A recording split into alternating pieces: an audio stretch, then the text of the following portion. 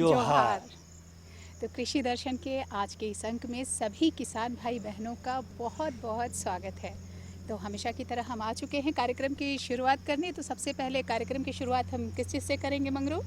किसान भाई बहन, हम कार्यक्रम शुरू करते हैं एकदम फटाफट कृषि समाचार से। नमस्कार, कृषि समाचार में आपका स्वागत है। मैं हूं आपके साथ गौतम। आइए देखते हैं आज कृषि समाचार में क्या है खास। पशुपालन के उत्थान के लिए चलाया जा रहा है हरा चारा उत्पादन एवं ग्रासलैंड विकास कार्यक्रम। कम रोपा वाले जिलों में हर दिन लिया जाएगा बारिश का आंकड़ा। और कम व देर से वर्षा होने पर 90 से 100 दिन वाले धान लगाएं। अब समाचार विस्तार से। गव्य विकास निदेशालय झारखंड सरकार की ओर से राज्य में हरा चारा उत्पादन एवं ग्रासलैंड विकास कार्यक्रम चलाया जा रहा है। इस कार्यक्रम के तहत हरा चारा उत्पादन पर तो ध्यान दिया ही जाता है, साथ ही चारा उत्पादन लायक भूमि के विकास पर भी जोर दिया जाता है। इस कार्यक्रम से लाभ प्राप्त करने के लिए पशुपालक संबंधित जिला के जिला गव्य विकास पदाधिकारी या निकटतम डेयरी पशु विकास केंद्र से मौसम एवं उपलब्धता के अनुसार चारा बीज मुफ्त में प्राप्त कर सकते हैं। कृषि विभाग के सचिव डॉक्टर नितिन मदन कुलकर्णी ने पिछले दिनों वीडियो कॉन्फ्रेंसिंग कर जिन जिलों में कम रोपा हुआ है वहां हर दिन बारिश का आंकड़ा लेने का निर्देश दिया है। वीडियो कॉन्फ्रेंसिंग में मौजूद रांची मौसम विभाग के अध्यक्ष जी.के. मोहंती ने बताया कि विभाग ने वैकल्पिक कृषि योजना तैयार कर ली है, जरूरत पड़ने पर इसे लागू किया जाएगा। चूंकि इस वर्ष अभी तक कम बारिश हुई है और देर से हुई है, ऐसी स्थिति में किसानों को धान की लंबी अवधि वाले प्रभेद नहीं लगाना चाहिए। 90 से 100 दिन में धान तैयार हो जाने वाली किस्मों का ही चुनाव करना चाहिए। धान की बुआई के लिए खासकर बिचड़ों की रोपाई के लिए खेत में जल जमाव होना जरूरी होता है। किसान इस वर्ष बारिश की स्थिति को देखते हुए धान की प्रभेद, उनके तैयार होने की अवधि और लगाने की विधि में बदलाव कर सकते हैं। किसान भाई, अगर अभी आप धान की खेती कर रहे हो तो आपको सलाह दी जाती है कि अब धान के खेत में लंबी अवधि के प्रभेद का चुनाव नहीं करें। अब आप 90 से 110 दिन के प्रभेद का चुनाव करें, जैसे कि अंजलि, वंदना, अभिषेक इत्यादि प्रभेद। और वर्षा की स्थिति को ध्यान में रखते हुए आप एरोबिक धान की खेती कर सकते हैं छिटवा विधि से, जैसे कि खेत में छोटा छोटा क्यारी बनाकर धान की खेती करें, जिससे कि कम वर्षा प्राप्त होने की स्थिति में भी आप धान का फसल अपने खेत में ले सकें।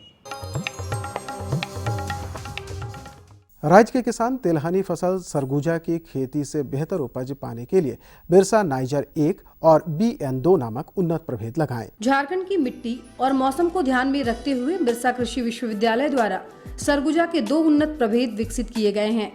बिरसा नाइजर 1 100 से 105 दिन में तैयार हो जाता है और इसकी उपज क्षमता 6 से 7 क्विंटल प्रति हेक्टेयर है, जबकि बिरसा नाइजर 2 95 से 100 दिन में तैयार होकर 5 क्विंटल की उपज देता है।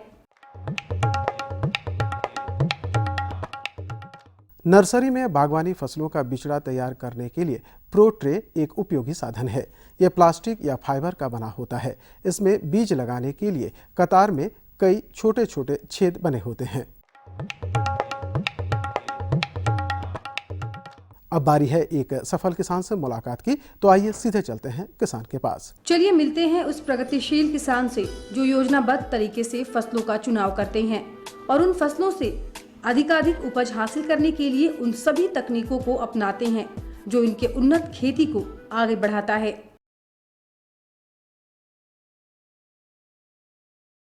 जो कि हम खेती बाड़ी करते हैं, धान, मकई और बंधा गोभी, टमाटर, और उसी से हम अपना बाल बच्चा को पढ़ाते लिखाते हैं, खाते पीते हैं, घर मकान अपना बढ़िया से बनाते हैं। और जैसे उससे कृषि केंद्र में जाकर हम लोग ट्रेनिंग करते हैं, उससे बढ़िया ट्रेनिंग लेते हैं उससे, जैसे कि बढ़िया फसल को उपजाते हैं और बढ़िया मार्केट में ले उसको बेचते हैं।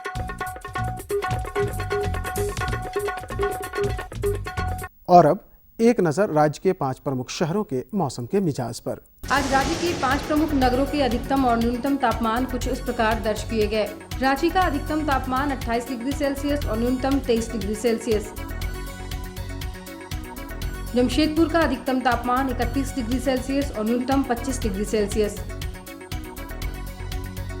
मेदिनीनगर का अधिकतम तापमान 32 डिग्री सेल्सियस और न्यूनतम 25 डिग्री सेल्सियस।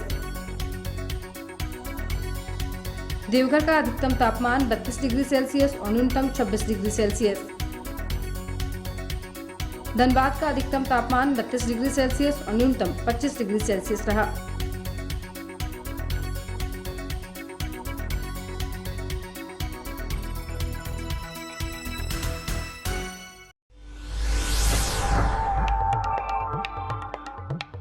और अब मंडी भाव में आइए नजर डालते हैं अनाजों के भाव पर। कृषि उत्पाद बाजार समिति पंडरा रांची में विभिन्न खाद्यान्नों के थोक भाव कुछ इस प्रकार दर्ज किए गए।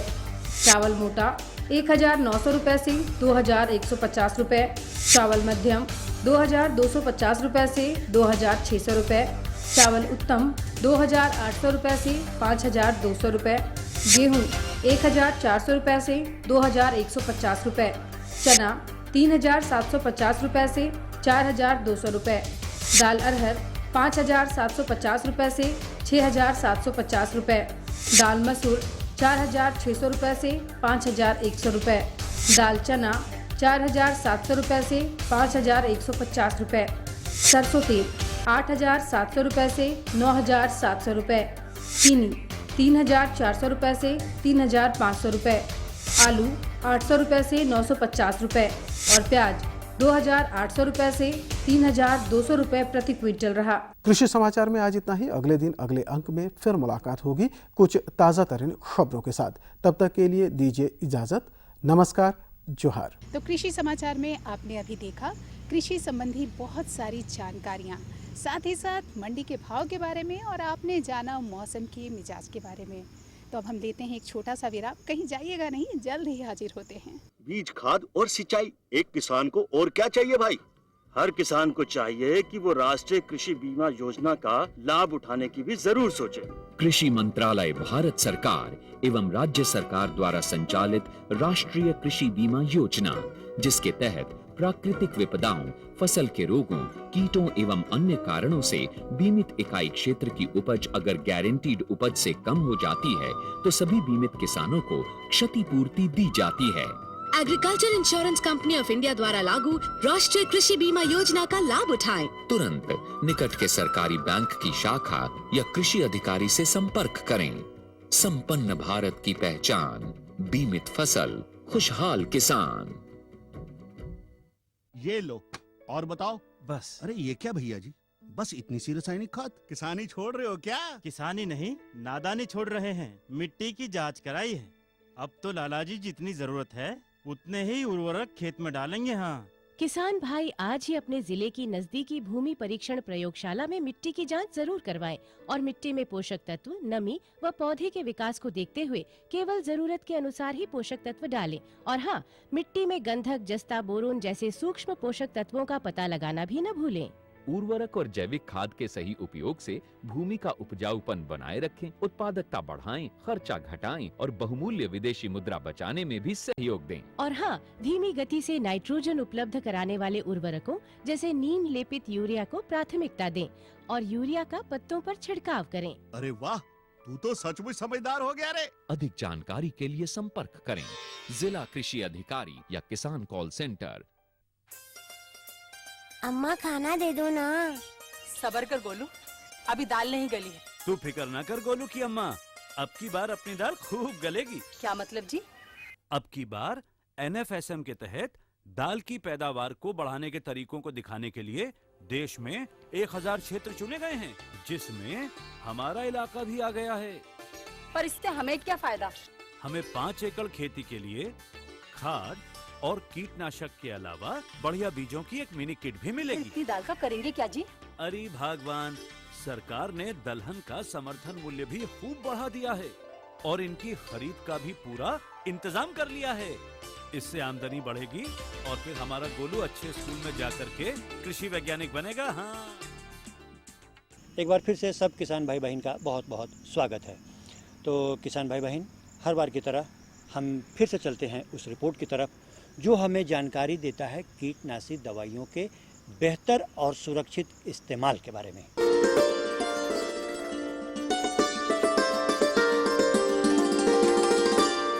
हम सभी किसान भाइयों को कीटनाशकों, उर्वरकों व अन्य संबंधित उपकरणों के इस्तेमाल करने से संबंधित जानकारियों के साथ साथ कुछ सावधानियां बरतने संबंधी जानकारी प्रदान करेंगे।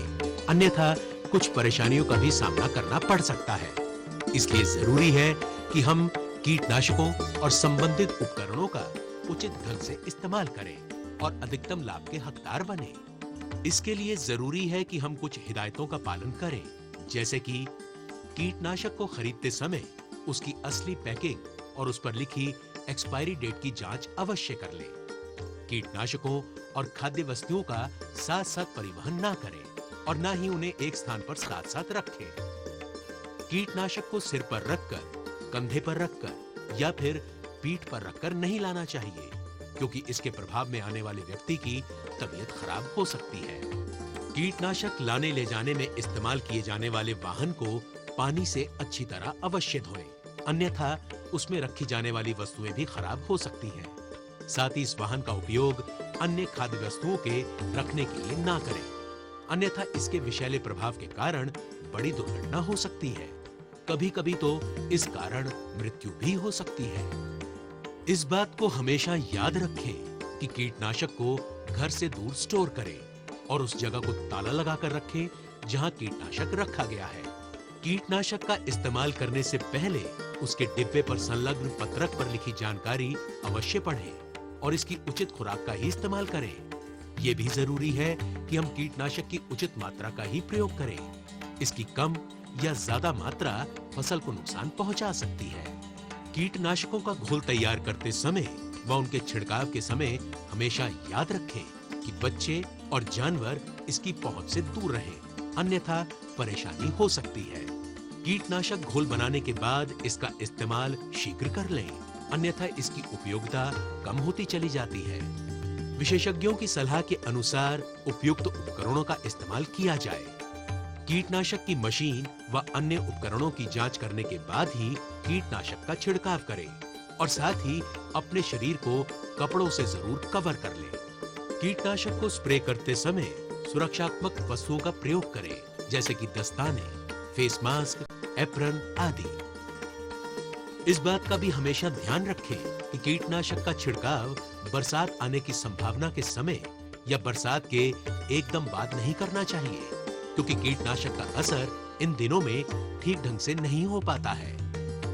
कीटनाशक के छिड़काव के समय खान पान ना करें और ना ही धूम्रपान का प्रयोग करें, अन्यथा कीटनाशक आपके शरीर के अंदर पहुंचकर नुकसान पहुंचा सकता है।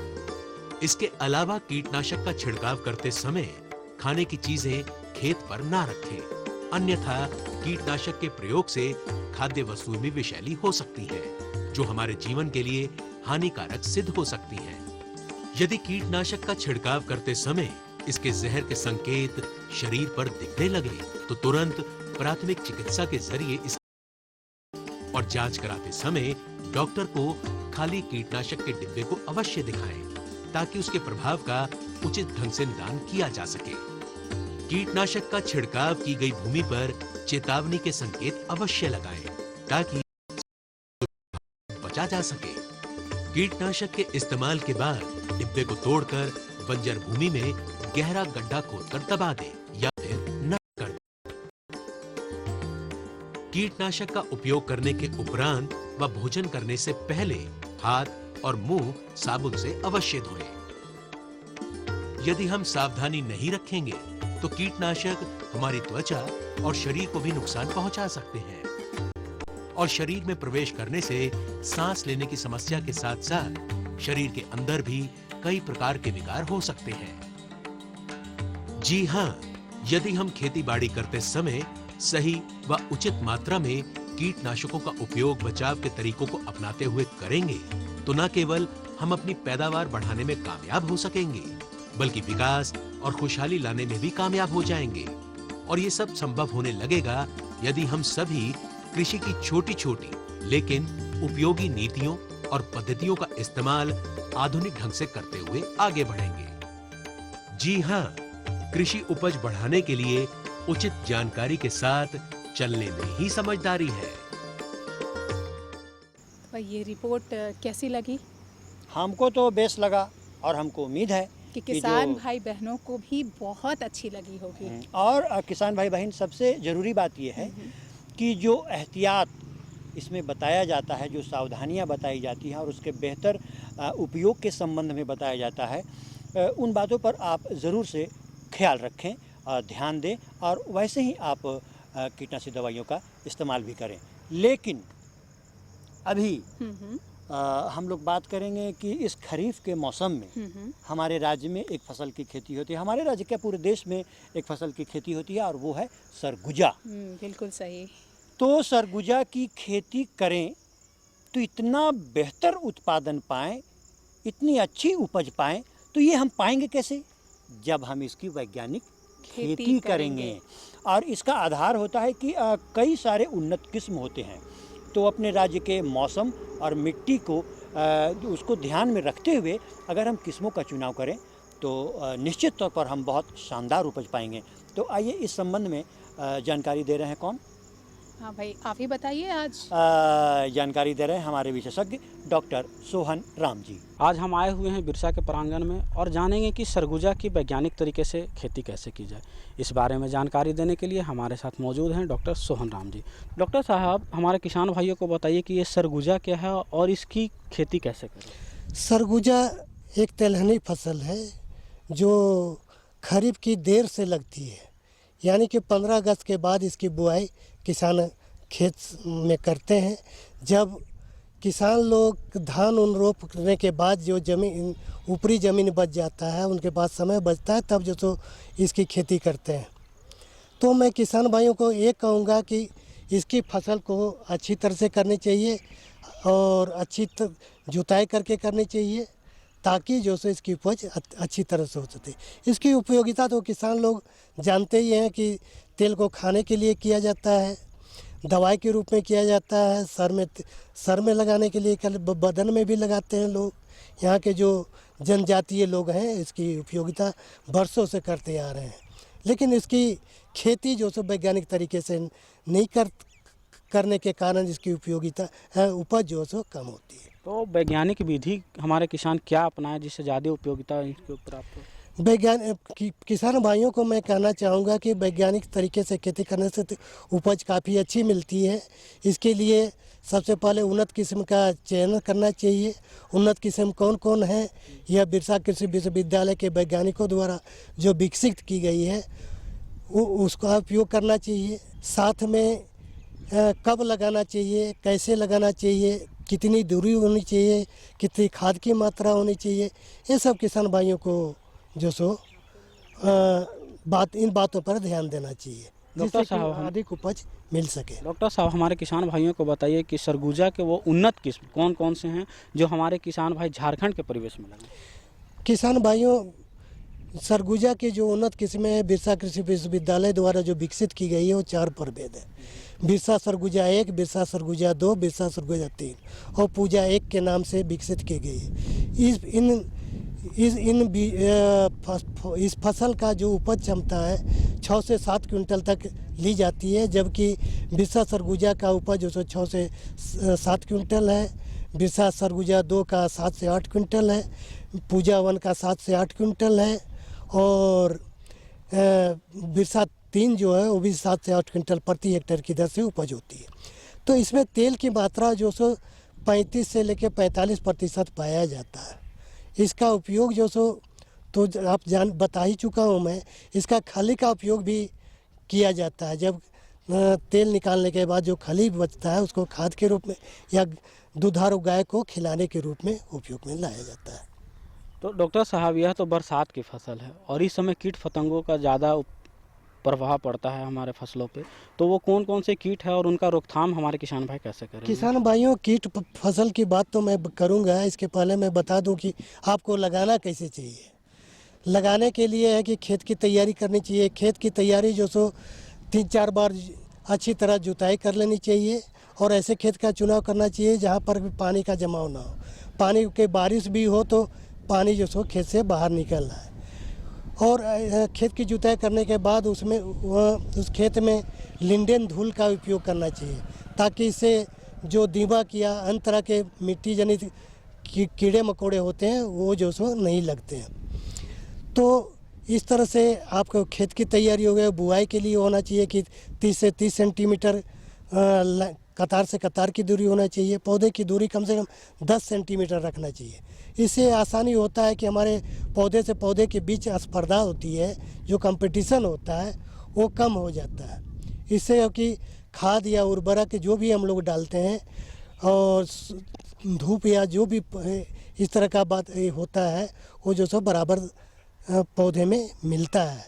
इसलिए हम लोग पौधे से पौधे की दूरी और आपका कतार से कतार की दूरी लगाते हैं। ये तो लगाने की विधि हुई डॉक्टर साहब। कीट पतंगों का प्रयोग, कीट पतंगों की बात जब हम करते हैं तो इसमें एक भुआ पिल्लू जो सो बरसाती फसल है इसलिए लगता है।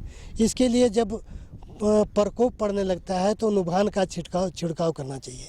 300 मिलीमीटर नुभान लेकर 800 मिलीमीटर पानी में अच्छी तरह घोल बना लेना चाहिए और इस पौधे के ऊपर छिड़काव करने से भुआ पिल्लू का प्रकोप दूर हो जाए। इसके अलावा कोई ऐसा रोग नहीं लगता है इस पौधे में। डॉक्टर साहब हमारे किसान भाइयों को बताइए तो कि ये तो तिलहनी फसल है और इसमें उर्वरक की क्या विशेषता है और कौन कौन से उर्वरक जो है कितनी मात्रा में हमारे किसान भाई देंगे? सरगुजा तो तिलहनी फसल है ही। इसमें उर्वरक की जो मात्रा होती है 20-20 और 15 के अनुपात में हम लोग डालते हैं। तो आधी नेत्रजन जो है यूरिया के रूप में हम लोग देते हैं। तो नेत्रजन की आधी मात्रा बुआई के समय दी जाती है और स्पूर जो है पूरी, और पोटास की मात्रा जो सो पूरे के पूरे बुआई के समय दी जाती है। और आधी जो मात्रा बचा के रखते हैं 20 से 25 दिनों के बाद जब खरपतवार का नियंत्रण कर लेते हैं तब जो सो नेत्रजन का उपयोग यूरिया के रूप में हम लोग भुरकाव करते हैं, छिड़काव करते हैं। उर्वरक की बात हो गई, बीजों की बात हो गई। अब जब हमारे पौधे खेतों में लहर हैं तो उस समय उचित देखभाल क्या होगी और इनके जो क्षमता है कितने दिनों में बढ़ने की है, सो हमारे किसान भाइयों को इसकी देखभाल के बहुत बातों की ज़रूरत नहीं पड़ती है। लेकिन खरपतवार नियंत्रण करने के बाद जब टॉप ड्रेसिंग जिसको कहते हैं यूरिया का भुरकाव कर देते हैं, यह फसल जो सो आपको 95 से 100 दिन के बीच में तैयार हो जाती है। तैयार जब हो जाती है तो इसके जो फली होते हैं वो काले रंग के पड़ने लगते हैं। उस समय आप समझ जाएं कि ये फसल जो सो तैयार हो गया है। उस समय इसकी कटाई की जाती है, हंसुए के द्वारा कटाई की जाती है। कटाई करने के बाद ये खलिहान में रख दिया जाता है। खलिहान में 5-6 दिन तक छोड़ दिया जाता है सूखने के लिए। सूखने के बाद इसके दौनी की जाती है, चाहे डंडे से करें या तो बैल के द्वारा किया, अधिक मात्रा में तो लोग बैल के द्वारा भी करते हैं। और दौनी करने के बाद इसको अच्छी तरह से जो भूसी होता है उसको साफ़ कर लिया जाता है। साफ़ करने के बाद इसको 5 से 6 दिनों तक अच्छी तरह धूप में सुखाकर भंडारण किया जा सकता है। तो भंडारण में हमारे किसान भाई जो देहातों में रहते हैं वो और क्या विशेष सावधानी बरते जिससे ज़्यादा से ज़्यादा उनके बीज जो हैं सुरक्षित रहें? इसके बीज के भंडारण में बहुत ज़्यादा दिक्कतें नहीं होती है। यदि बीज अच्छी तरह से सूख गई हो तो इसका भंडारण जैसे ड्रम में किया जाए या किसी भी बर्तन में जहाँ पर कि नमी न लगे। तो किसान भाइयों आपने देखा कि डॉक्टर साहब ने वैज्ञानिक तरीके से सरगुजा की खेती कैसे करें और ज़्यादा से ज़्यादा जो सावधानी बरतेंगे तो ज़्यादा मुनाफा होगा। तो डॉक्टर साहब आप हमारे इस कार्यक्रम में आए और इतनी अच्छी जानकारी दी, इसके लिए आपका बहुत। तो भाई ये जानकारी तो निश्चित रूप से बहुत ही अच्छी थी। और किसान भाई बहनों अगर इस पर आप अमल करते हुए खेती करेंगे, जैसा कि अमूमन आप करते आए हैं, किसान भाई बहन तो हमारे अमल करते ही हैं, इसमें कहने और सोचने वाली बात नहीं है, तो निश्चित रूप से आपकी खेती बेहतर से बेहतर होगी। और खेती बेहतर से बेहतर होगी तो आमदनी भी इनकी बहुत अच्छी होगी और खुशहाल किसान। एक कहा भी गया है ना कि वैज्ञानिक खेती की क्या पहचान, ज़्यादा उपज और खुशहाल किसान। बिल्कुल सही। तो दोस्तों इसी के साथ हम लोग आपसे इजाज़त मांगेंगे, लेकिन इजाज़त से पहले हम बताते हैं अपना पता। हमारा पता है कार्यक्रम कृषि दर्शन, कृषि प्रकोष्ठ, द्वारा केंद्र निदेशक, दूरदर्शन केंद्र, Ratu road, Ranchi, pin code संख्या 834001। तो आपने पता तो नोट कर ही लिया। किसी भी तरह की कृषि संबंधी जानकारी देनी हो या लेनी हो या सुझाव देना हो, आप हमें अपना खत अवश्य भेजिएगा। आपके खतों का हमें निश्चित रूप से इंतज़ार रहता है। इसी के साथ हमें और मंगरा को दीजिए इजाज़त। जोहार।